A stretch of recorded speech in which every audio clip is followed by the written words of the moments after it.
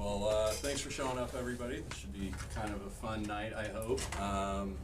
The whole idea behind this is to get you guys to think about your fishing when you're out there and have a few things in your hip pocket that you can think about and go, you see something in the store, you have something in your tackle box that's discontinued, or they don't make it in that color combination anymore. And you know that thing's money. You know it works.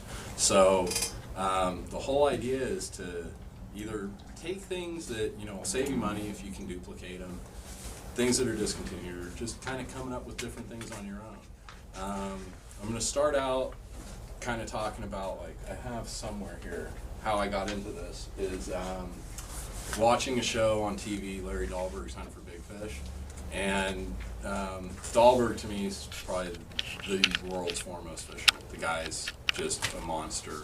He goes all over the world, catches interesting species. They're all huge, and he's a hell of a lure maker. So he did an episode where he was talking about making these jigs, these Flashabou jigs. And Flashabou is a material that fly tyers use, and usually it's a much smaller type.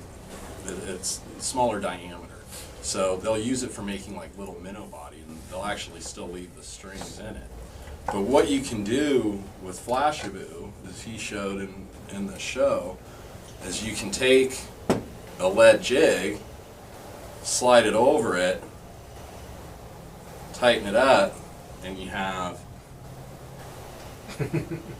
right there. It was like, ring. I was hooked. Okay, so needless to say, I sat down, watched the thing, got on his website, bought his DVD. He has it.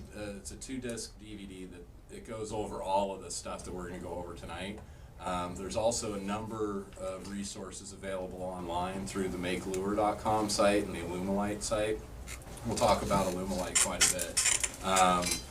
But the Make Lure site has a number of videos on pouring lead jigs, soft plastics, hard plastics, all these kind of different techniques. So anything that you don't kind of get a full grasp on tonight, you can always email me.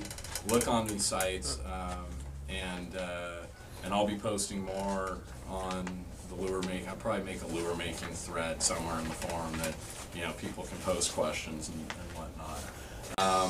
But it's a fun hobby.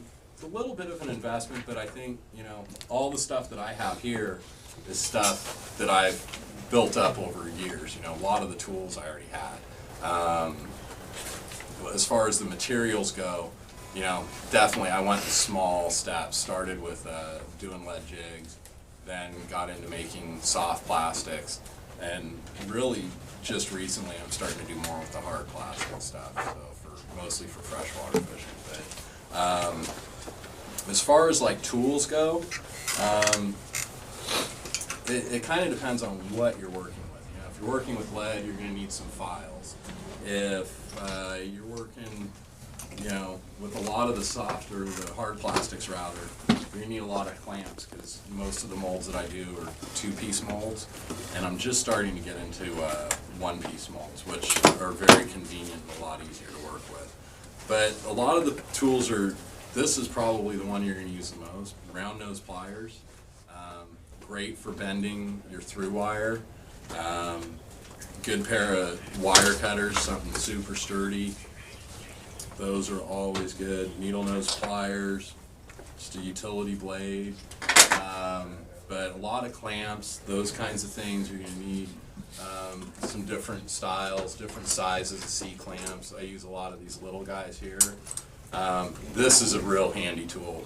These things, you can get these at Harbor Freight for $2.99. But as far as doing your finishing work, you can just throw it in there, go to work, get it done, do all your finished plastic, all that kind of stuff.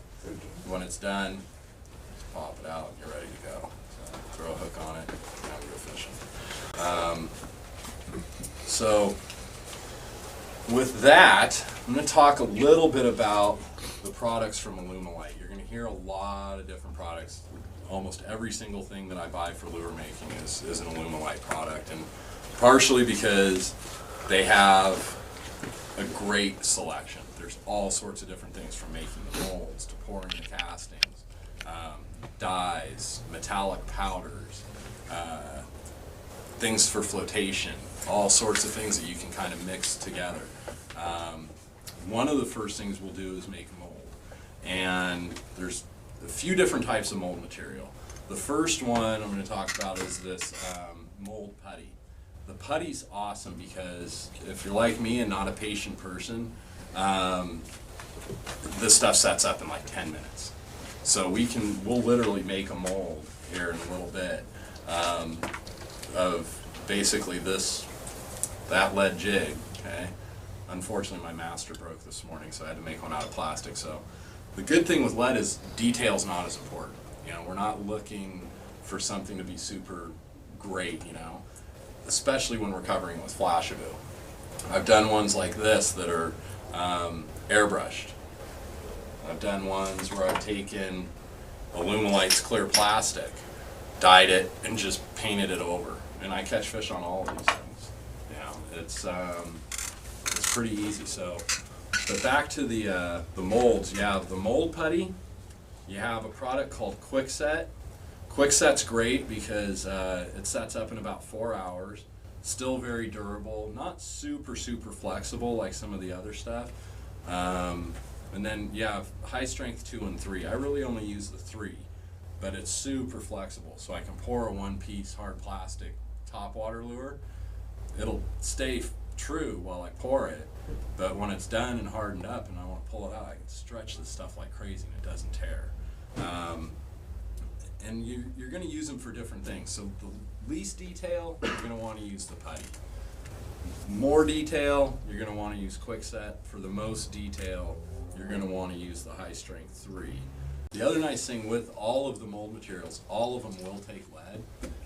The putty works the best as far as resisting like melting and heating up too bad, but I like the Quickset a lot also for pouring lead.